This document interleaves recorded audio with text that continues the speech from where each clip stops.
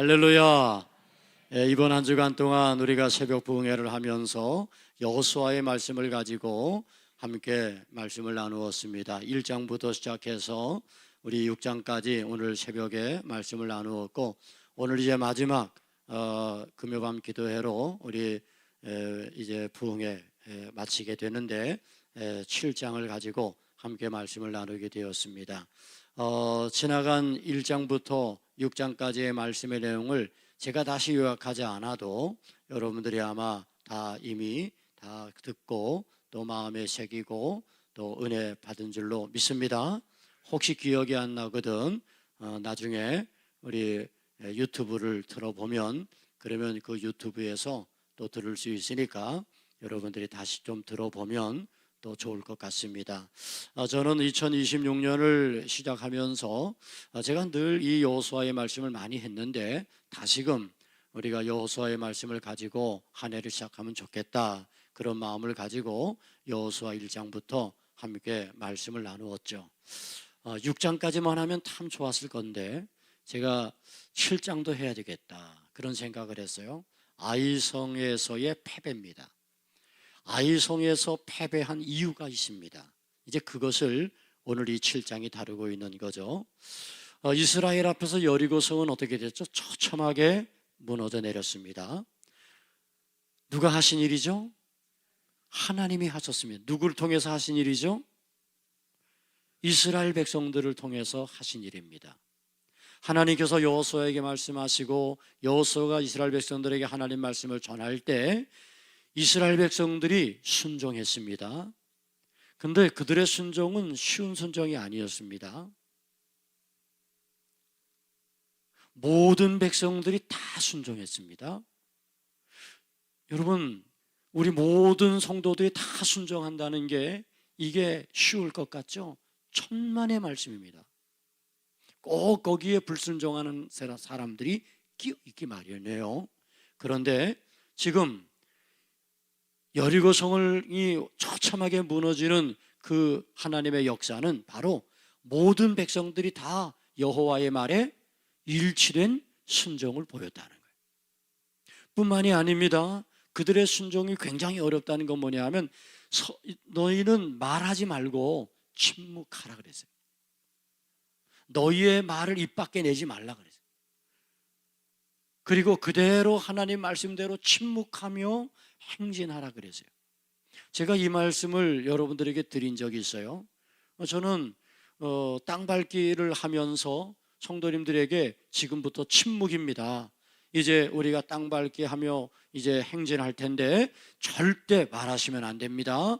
그렇게 이야기하고 다 아멘 하고 문 앞을 나서자마자 시끄러워지더라고요.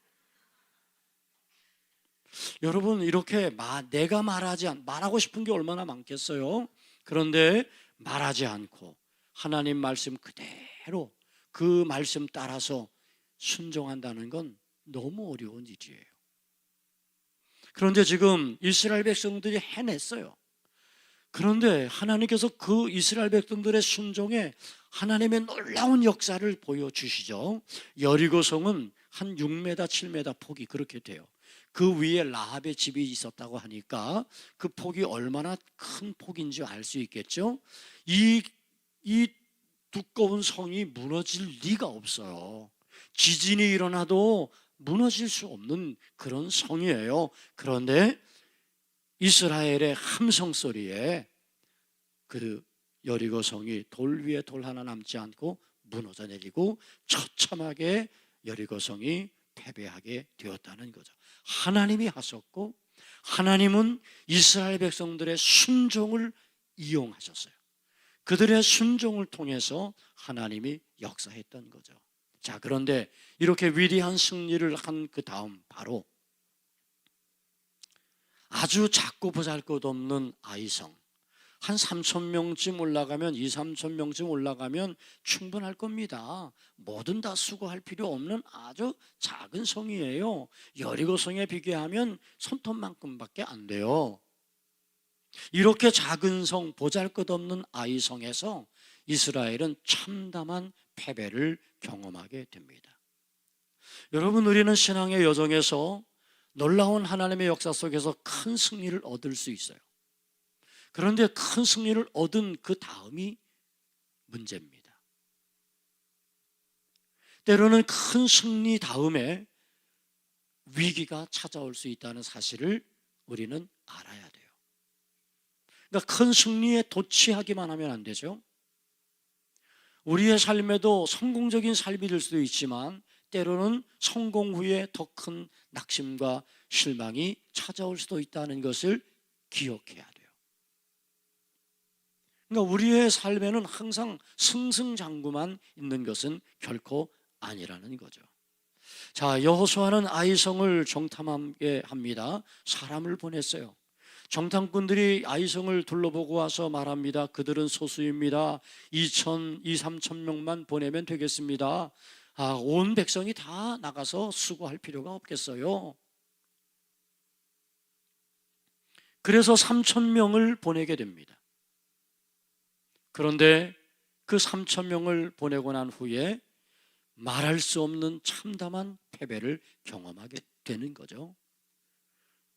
3,000명은 패하고 36명은 처참하게 죽임을 당했습니다.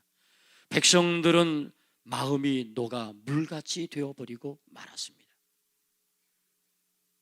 여리고 승리의 여운이 채 가시기도 전에 그들은 참담한 패배를 경험해야 했죠. 결국은 영적인 방심의 문제가 아니었을까? 하나님을 찾는 기도도 그리고 철저한 준비도 없었던 것 때문 아닐까? 작은 문제를 가볍게 여겼을 때 그 문제가 우리를 넘어뜨릴 수도 있다고 하는 사실을 왜 몰랐을까? 그런 아쉬움을 우리는 이 아이성 패배에서 깨닫게 되는 거죠. 오늘 우리들이 영적인 방심을 하면 안 된다는 얘기죠. 그저 승리에 도취해서 그래서 영적으로 방심하고 있을 때 오히려 작은 문제 앞에서도 큰 실패를 경험할 수밖에 없게 된다는 거예요. 백성들의 마음이 녹아 물같이 되었다. 나는 이것이 가장 큰 문제라고 생각해요. 백성들의 마음은 어땠습니까? 하나님을 향하여 일치된 순종의 모습을 보이면서 그러면서 으쌰으쌰하고 갔는데 찬물을 확 견진 결과가 되어버리고 말았던 거죠. 여호수아와 백성들은 하나님 앞에 엎드려 울부짖게 됩니다. 그런데 그 울부짖는 기도의 내용을 가만히 들어보면 그 울부짖음은 회개가 아니었습니다. 원망에 가까웠습니다. 아니 하나님 어찌하여 우리를 요단 저편에서 건너가 오게 하셔가지고 저 아모리 사람의 손에 넘겨서 우리를 멸망시키려 하셨나이까? 아니 어떻게 이렇게 원망할 수 있어요?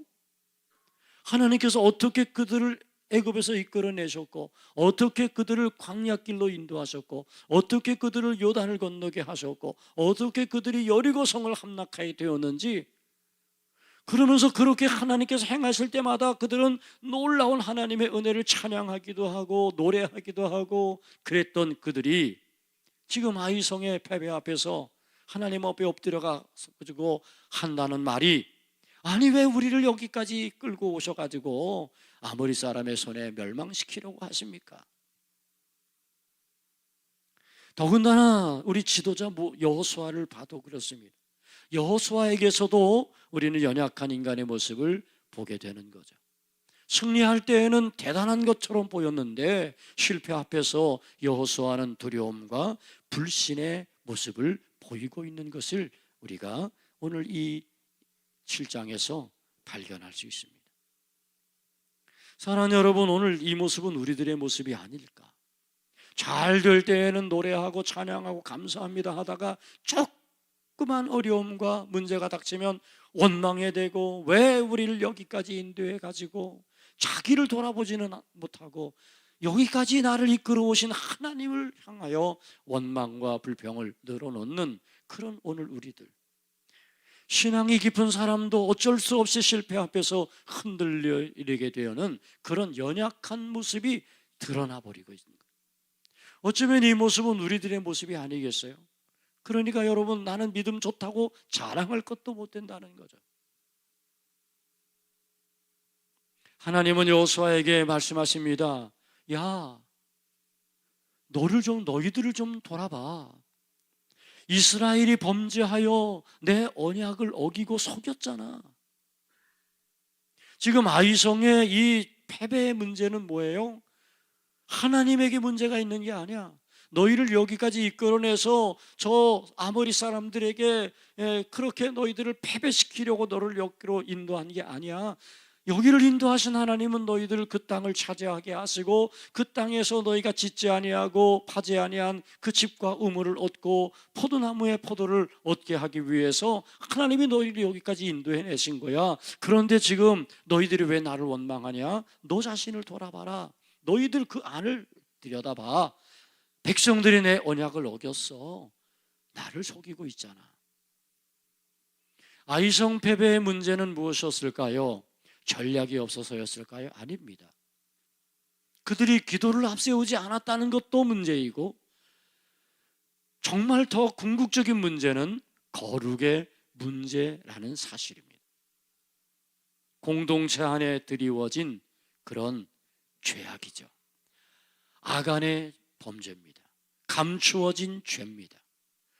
이 감추어진 한 사람의 죄가 결국은 공동체 전체를 패배로 몰아 넣었다고 하는 사실입니다. 그래서 하나님은 이제 이스라엘 백성들에게 이야기합니다. 여호수아에게 이야기하죠. 너는 일어나 백성을 거룩하게 해라. 스스로 거룩하게 하라. 그렇게 말씀하십니다.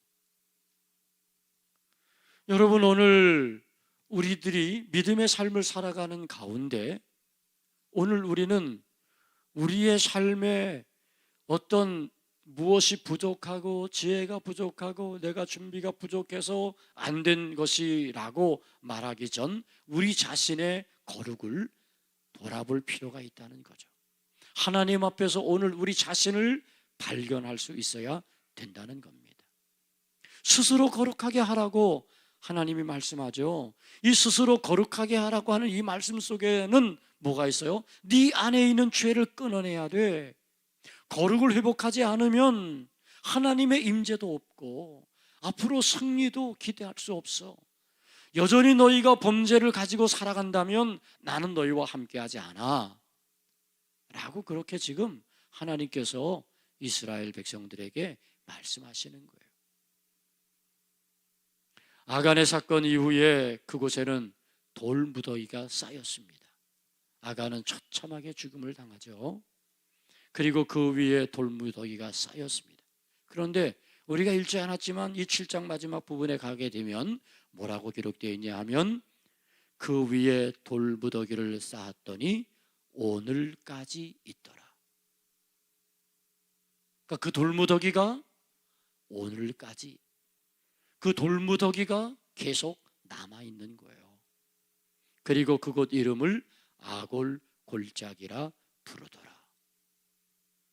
저는 오늘 이 말씀을 묵상하면서 그래, 우리가 믿음의 삶을 살아가는 가운데 에베네셀의 기념부도 세워야 되고 길갈에 하나님이 어떻게 요단을 건너게 하셨는지 하나님의 행하신 역사를 기록하는 그런 돌 기념비도 세워야 되고, 후손들이 이 돌이 무슨 뜻이냐고 말하면 하나님이 이렇게 우리를 여기까지 도우셨어, 하나님이 요단을 이렇게 우리를 건너게 하셔서 라고 하는 것을 알게 하기 위한 그런 기념비들이 세워져야 된다는 것. 그런데 때로는 우리들에게 실패의 기념비도 세워야 될 때가 있다는 거예요.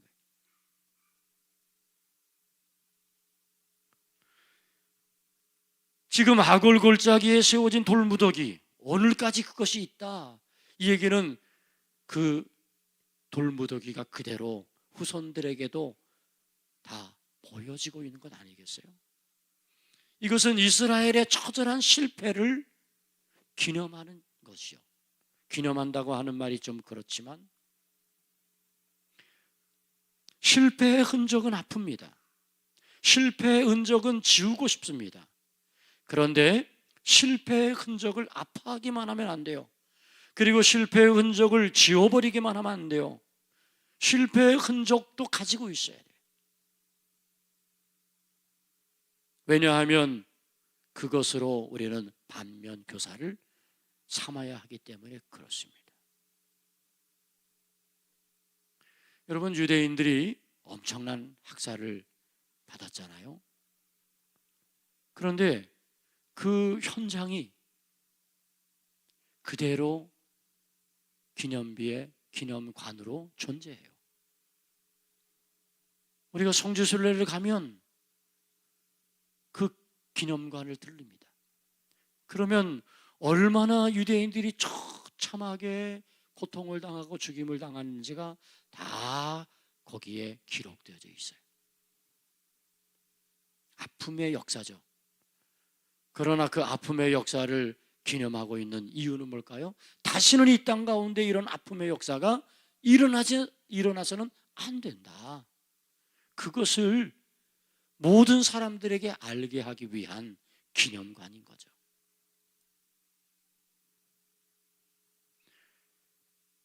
전쟁 기념관을 세워요. 저는 가보지 않았는데 저 용산에 가면 전쟁 기념관이 있대요. 왜 전쟁 기념관이 있나요? 그 처참한 일들을 기록하고 있어요. 다시는 이 땅 가운데 그런 일들이 일어나면 안 된다는 거죠. 그래서 남과 북이 대치하고 서로 반목하고 서로 분쟁하면서 결국은 동족 상잔의 비극을 다시는 이 땅 가운데서 일으키면 안 된다는 거, 그거를 계속해서 우리 모든 민족들이 깨닫고 기억하고 절대로 서로 총부리를 겨누는 일이 없도록 평화를 만들어가는 그런 것들을 우리가 추구해 가야 된다는 것 아니겠어요? 우리의 영적인 삶에도 영적인 좋은 긍정적인 기념비도 있지만, 성공의 기념비도 있지만 때로는 실패의 기념비도 있는 거죠. 그것은 지워버릴 것이 아니라 그것은 오히려 기념하고 다시는 이와 같은 잘못, 이와 같은 범죄를 우리가 저지르지 말아야 되겠다라고 하는 것을 결심하게 되는 거죠. 우리는 성공만 기억하려고 하면 안 됩니다. 때로 우리는 실패도 기억해야 됩니다. 하나님은 우리에게 성공만 기억하라고 하지 않습니다. 하나님은 실패도 기억하게 하시기를 원합니다. 그래서 다시는 같은 길을 걷지 않게 하기를 원하시는 거죠. 오늘 이 말씀 속에서 우리는 아이성의 패배의 이유가 무엇인지를 발견할 수 있어요. 첫째는 작은 문제 앞에서, 작은 문제라도 가볍게 여기지 말라는 거예요. 비록 아이성은 보잘것없는 성이었지만 가볍게 여긴 것, 방심했던 것, 교만했던 것, 그것이 쓰라린 패배가 되고 말았다는 사실입니다. 아무리 작은 성이라 할지라도, 아무리 작은 문제라 할지라도 우리는 기도를 앞세우고 나가야 된다는 거예요. 기도를 앞세우지 않으면 작은 문제에서 우리는 큰 실패와 큰 낙심을 경험할 수밖에 없게 된다는 거죠. 여호수아가 모든 전쟁 앞에서 기도했어요. 일찍이 일어났어요. 그런데 아이성 앞에서 그가 일찍이 일어났다는 기록이 없어요. 기도했다는 기록이 없어요. 기도가 앞서지 않으면 작은 문제에도 우리는 큰 실패를 당할 수밖에 없게 된다. 그러므로 기도를 앞세우고 나가는 것이 얼마나 중요한지를 알아야 됩니다. 우리가 뭔가 승리하고 있을 때, 뭔가 잘 되고 있을 때, 우리가 아무 문제가 없을 때 우리는 더 우리 자신의 거룩을 점검해야 됩니다. 우리 안에 죄가 없는지, 우리가 모든 것들이 다 편하다고 생각할 때 우리 안에, 나의 안에 싹트고 있는 죄가 없는지. 그래서 우리는 그런 상황 속에서 우리는 늘 자신의 거룩을 점검하고 내 안에 있는 죄를 끌어내는 노력이 필요합니다. 스스로 거룩하게 하는 영적인 끊임없는 노력들, 계속 우리는 이 영적인 삶을 이어가야 돼요. 하나님의 말씀 앞에 늘 겸손해야 되고, 늘 하나님의 말씀 앞에 늘 자기를 내려놓아야 되고, 우리는 그 하나님의 말씀을 따라 살아가기를 늘 힘쓰면서 그렇게 나의 영적인 그런 삶을 훈련하며 우리가 나아가야 된다는 거죠. 아이성 패배는 군사의 부족이 아니었잖아요. 거룩의 상실이 결국은 아이성 패배의 이유가 되고 말았습니다. 마지막으로 우리가 생각할 수 있는 것은 실패의 기억을 통해 우리는 다시 하나님께로 돌아가야 된다. 여러분들이 혹시 실패했더라면, 여러분들이 혹시 작은 문제 앞에 넘어졌더라면 여러분 그 넘어짐의 자리에서 하나님을 바라볼 수 있어야 돼요. 그리고 실패한 것 때문에 하나님에 대해서 원망불평하고 그러는 것이 아니라 나 자신을 돌아보고 우리가 돌이켜 하나님께로 나아가는 그런 회복이 우리 가운데 있어야 됩니다. 아이성에서 패배한 것들이 이스라엘의 끝이 아니었습니다. 하나님은 그들이 다시 거룩을 회복하게 되었을 때 하나님은 그들에게 승리를 허락해 주십니다. 사랑하는 성도 여러분, 이제 오늘 우리 모든 성도들의 삶 속에 아이성 같은 패배가 있을지 모릅니다. 그러나 그 자리에서 우리는 다시 거룩을 회복하며 하나님을 향한 믿음의 발걸음을 다시 내디딜 수 있는 그런 은혜를 가지고 나아가셔서 궁극적으로 하나님께서 우리에게 주시는 위대한 승리가 여러분의 삶에 다 이루어지게 되기를 주님의 이름으로 축복합니다.